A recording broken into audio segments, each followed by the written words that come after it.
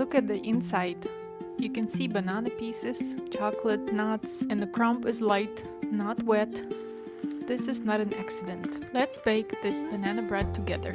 Let me show you all the secrets to achieve this nice crumb. These are really ripe bananas and are ready to use. Ingredients are simple, what matters is how to use them. Beat the butter and sugar until very pale and fluffy. This is where the air comes from. Smash the bananas with a fork, but do not make the puree. Leave the chunks, they melt into bread later.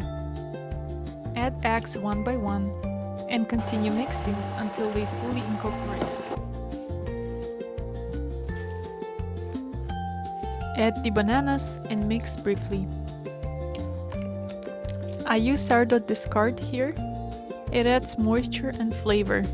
If you don't have sourdough, use sour cream instead, same amount. I still add some sour cream for extra richness.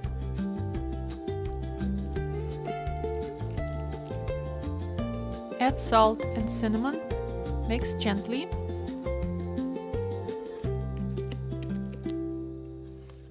Then add flour and baking powder.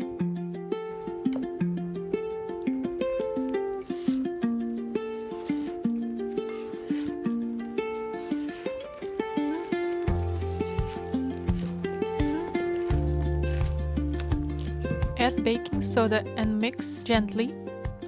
Some flour can stay visible, do not overmix.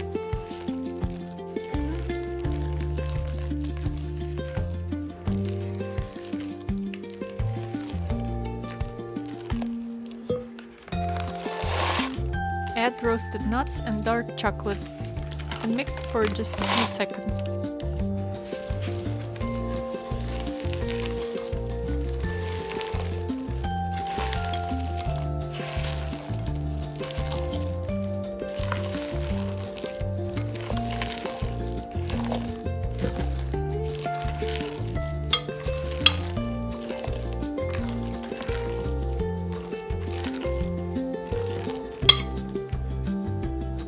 Pour the batter into a pan, level it gently, and add raw walnuts on top, or more bananas, chocolate, whatever you feel like.